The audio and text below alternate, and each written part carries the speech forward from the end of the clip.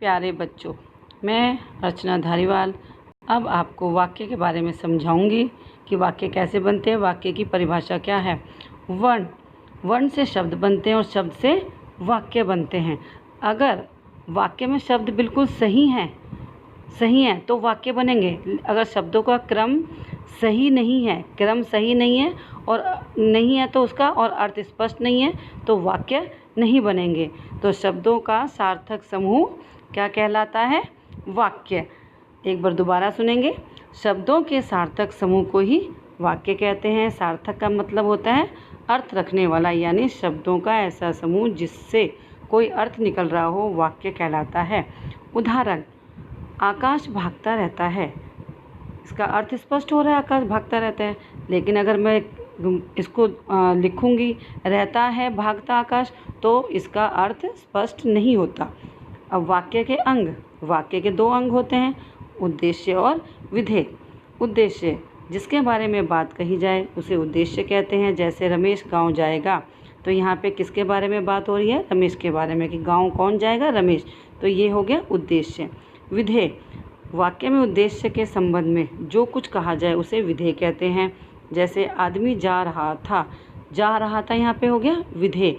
किसके बारे में बात हो रही है? उद्देश्य, यानी कि आदमी के बारे में। तो ये क्या हो गया हमारा? विधेय। अब वाक्य के भेद। वाक्य को 2 भाग में बांट सकते हैं, जैसे रचना के आधार पर और अर्थ के आधार पर। रचना के आधार पर वाक्य के 3 भेद होते हैं। सरल वाक्य। नंबर 1, सरल वाक्य। जिस वाक्य में एक उद्देश्य, एक ही विधेय होता है, वह सरल वाक्य कहलाता है।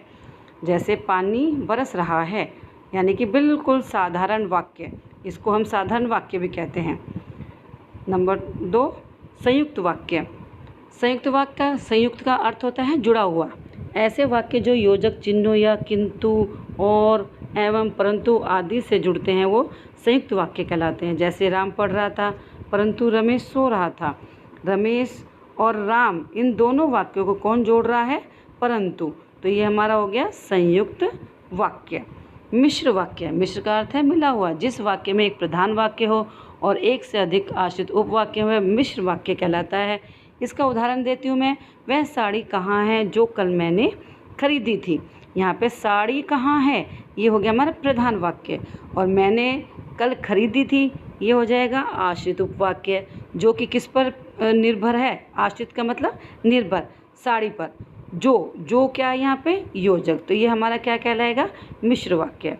अर्थ के आधार पर हमारे 8 भेद होते हैं। विधिवाचक को हम विधानवाचक भी कहते हैं। जिन वाक्यों में क्रिया के करने या होने का सामान्य कथन हो उसे हम विधानवाचक कहते हैं। जैसे सूर्य गर्मी देता है, हिंदी हमारी राष्ट्रभाषा है। नंबर 2, निषेधवाचक। जिन वाक्यों में कार्य के निषेध, यानी कि ना होने का बोध होता है, उन्हें निषेधवाचक वाक्य कहते हैं। जैसे मैं वहाँ नहीं जाऊँगा। नहीं का अर्थ है निषेधवाचक।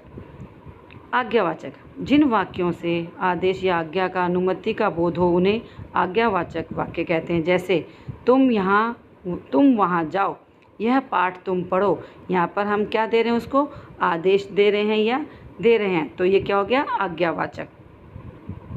प्रश्नवाचक। जिन वाक्यों में कोई प्रश्न किया जाए या किसी से कोई बात पूछी जाए, उन्हें प्रश्नवाचक वाक्य कहते हैं। जैसे तुम्हारा क्या नाम है, ये होगी यहाँ पे होगी प्रश्नवाचक वाक्य। विस्मयबोधक। जिन वाक्यों में आश्चर्य, हर्ष, शोक, घृणा आदि के भाव व्यक्त हों, उन्हें विस्मयबोधक वाक्य कहते हैं। जैसे अरे इतनी लंबी रेलगाड़ी, अरे यहाँ पे आश्चर्य प्रकट हुआ है, तो ये क्या हो गया? विस्मयादि बोधक। संदेहबोधक। जिन वाक्यों में कार्य के होने में संदेह अथवा संभावना का बोध हो, उन्हें संदेहवाचक वाक्य कहते हैं। जैसे शायद मैं कल बाहर जाऊं, यानी कि यहाँ पे संदेह है, मैं बाहर जाऊं या नहीं जाऊं, मतलब बाहर जा भी सकता हूं या नहीं भी जा सकता। इच्छावाचक। जिन वाक्यों में वक्ता की किसी इच्छा, आशा या आशीर्वाद का बोध होता है, उन्हें इच्छावाचक वाक्य कहते हैं। जैसे भगवान तुम्हें दीर्घायु करे, यानी कि ये हमारी क्या है? इच्छा है, तो इसे इच्छावाचक बोलेंगे। अब आगे संकेतवाचक। जिन वाक्यों में एक क्रिया के दूसरी क्रिया पर निर्भर होने का बोध हो, उन्हें संकेतवाचक या हेतुवाचक वाक्य कहते हैं। जैसे वर्षा होती तो फसल अच्छी होती, तो यहाँ पे फसल किस पर निर्भर हो रही है? वर्षा पर। वर्षा होती तो ये तो क्या हो गया? संकेतवाचक वाक्य। धन्यवाद। घर में रहें, सुरक्षित रहें।